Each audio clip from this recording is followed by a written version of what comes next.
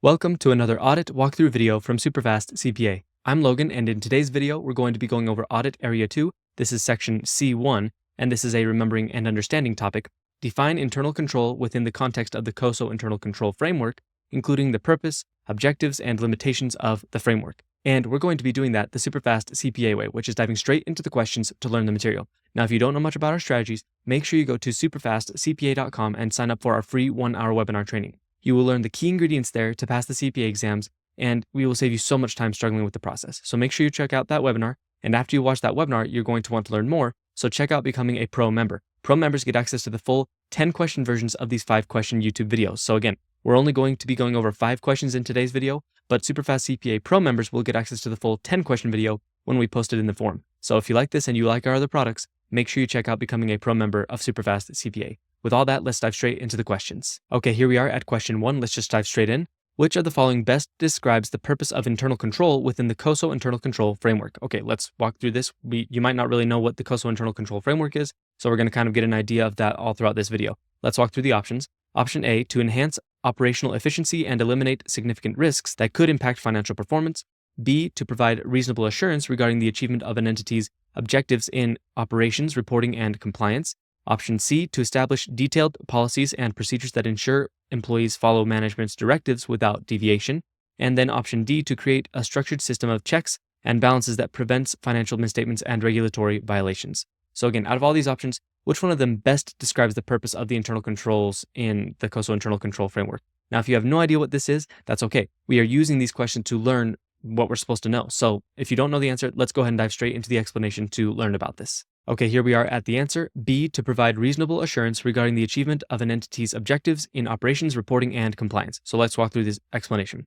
The COSO Internal Control Framework, and that's all you need to know. You don't really necessarily need to know what the acronym COSO means. Again, it's COSO Internal Control Framework, defines internal control as a process designed to provide reasonable assurance that an entity achieves its objectives in 3 areas: operations, reporting, and compliance. While internal control can enhance operational efficiency, and that was in option A, it does not eliminate all significant risks, and we're going to talk about that more in the other questions. It also involves more than just enforcing strict policies and procedures, which was option C, as it focuses on a risk-based approach rather than rigid adherence. Additionally, internal control helps mitigate the risk of misstatements and regulatory issues, which was option D, but it does not provide absolute prevention. Instead, it is a system that supports effective management and governance. So again, that's kind of the idea behind internal control when it comes to the COSO Internal Control Framework. That's the purpose of having internal controls under this framework. So now that we kind of got an idea about that, now let's go to the next question. Okay, here we are at question 2. The COSO Internal Control Framework identifies 3 primary categories of objectives that internal controls aim to achieve.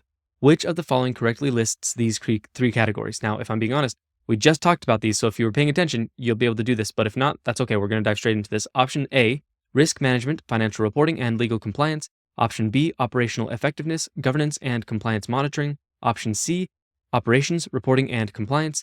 And option D, strategic planning, financial performance, and regulatory adherence. So again, what are the 3 objectives of the COSO Internal Control Framework when it comes to internal controls? If you don't know the answer, especially, if you didn't pay attention in the first question, that's okay. We're going to dive into the answer if you don't already know the answer. So let's go ahead and look at the answer together. Okay, here we are. The answer is C, operations, reporting, and compliance. So again, that was in question 1. So if you're paying attention, you already knew that. Let's go through this and kind of learn a little bit more about those.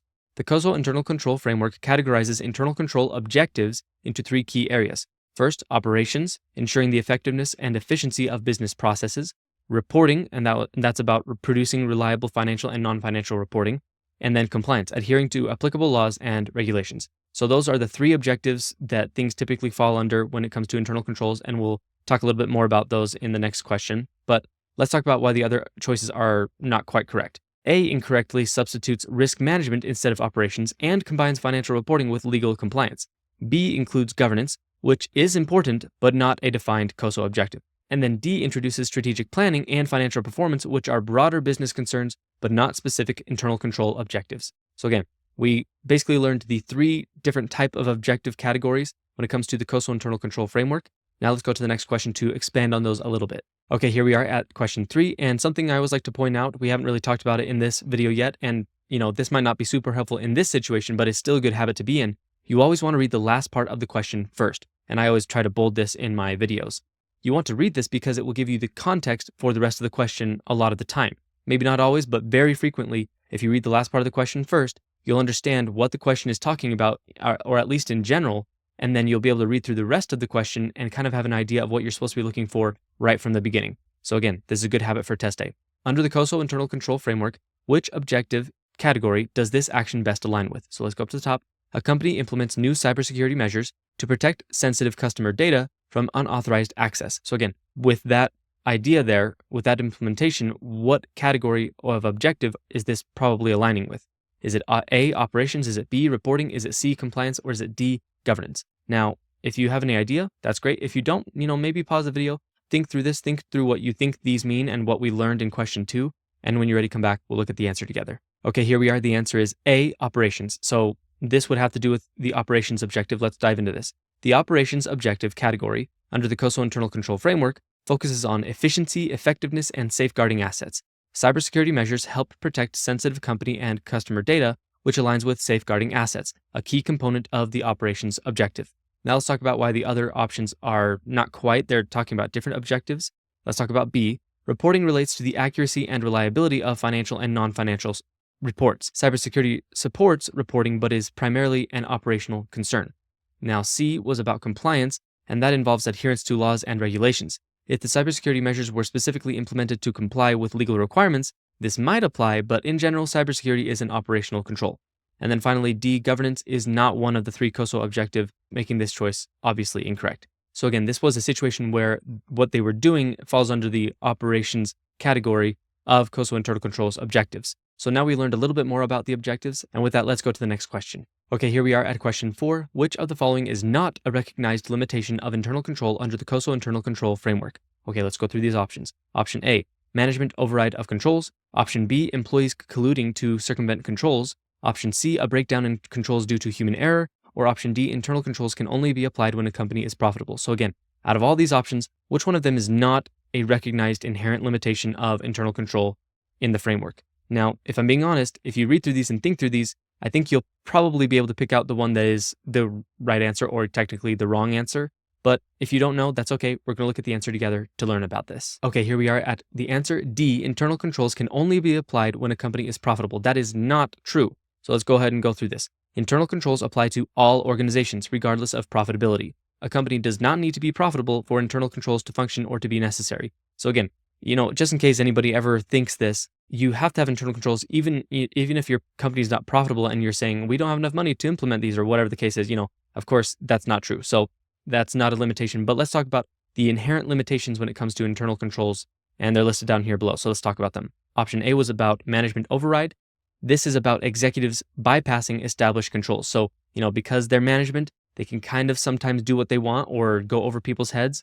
So that's a limitation of internal control because you can't really make too many controls about that because management is just always has that ability if they really wanted to do it. And then option B, collusion. Multiple employees working together can circumvent controls. Again, this is another one where no matter what you do, if employees really put their mind to it, if multiple employees try to do this and they collude to get past an internal control, then that is an inherent limitation of internal controls. And then finally, C, human error. This is, this makes sense. Mistakes, misjudgments, or misunderstandings can cause internal control failures. We're all human, and humans make mistakes. And so even if the internal control is a good internal control, if the human doesn't apply it correctly or makes a mistake or messes up, then that's another limitation of internal controls that you can't really plan for too much because, it's an error, it's a mistake. All you can do is train people and hope that they won't make those mistakes, but they can still happen.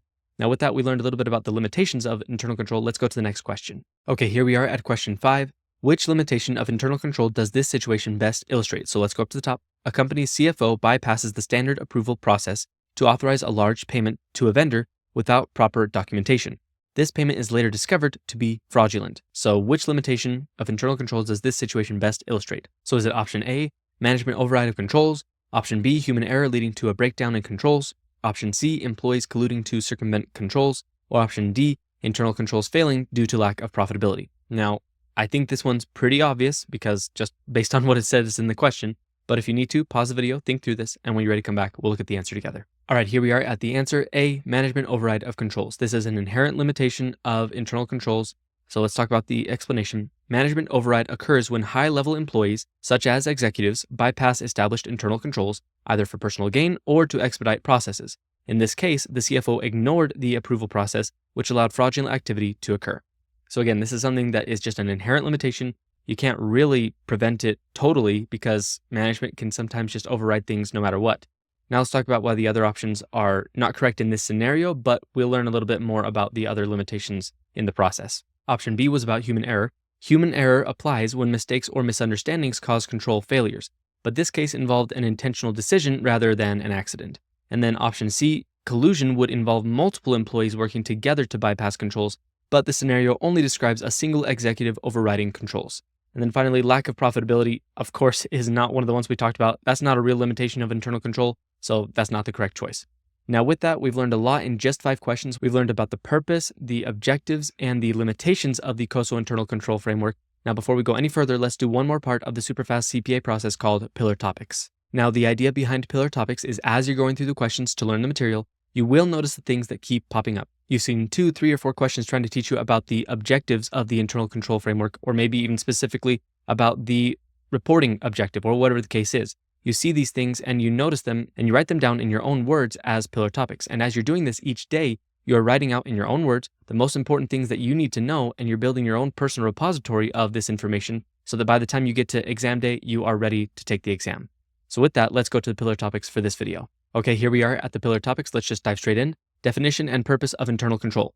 Internal control, as defined by the COSO Internal Control Framework, is a process designed to provide reasonable assurance that an organization meets its operations, reporting, and compliance objectives. Now let's talk about the objective categories of internal control. The COSO framework categorizes internal control objectives into operations, and that's about efficiency and effectiveness, reporting, and that's about reliable financial and non-financial reporting, and compliance, and that's about adherence to laws and regulations. Now let's talk about the limitations of internal control. Internal control has inherent limitations, including management override, collusion among employees, and breakdowns due to human error or judgment mistakes. No matter what you do, these are limitations that are going to exist in internal control, and you can't really get rid of them. You can try your best to mitigate them a little bit, but again, you can't get rid of them completely. And we're going to talk about that right here. Misconceptions about internal control. Internal control does not guarantee profitability, eliminate all risks, or function only in certain business conditions. It provides reasonable assurance, but cannot prevent all fraud or errors. So I just want to make sure that's clear. If you ever see a question about that in the exam or in your studying, you should know that internal control can never catch everything. And we've talked about that in other videos as well. Now with that, we've gone over the pillar topics and the first 5 questions. And remember, in this video, we're only going to be going over 5 questions because this is the YouTube version. But if you become a SuperfastCPA Pro member, you will get access to the full 10-question version of the video when we post it in the members forum. So make sure you check out becoming a pro member. And the easiest way to kind of get started with that process is by first going to SuperfastCPA.com and signing up for our free 1-hour webinar training. It's free, it's 1 hour, and we will show you how to pass the CPA exam without wasting months or even years of your time. And after you watch that, it will kind of give you the path to checking out all of our products, and you can then learn about the pro course in a more direct way. So again, watch the webinar, then check out becoming a pro member. Now, if you liked the video, make sure to like it and leave a comment. I hope this was helpful, and I will see you in the next video.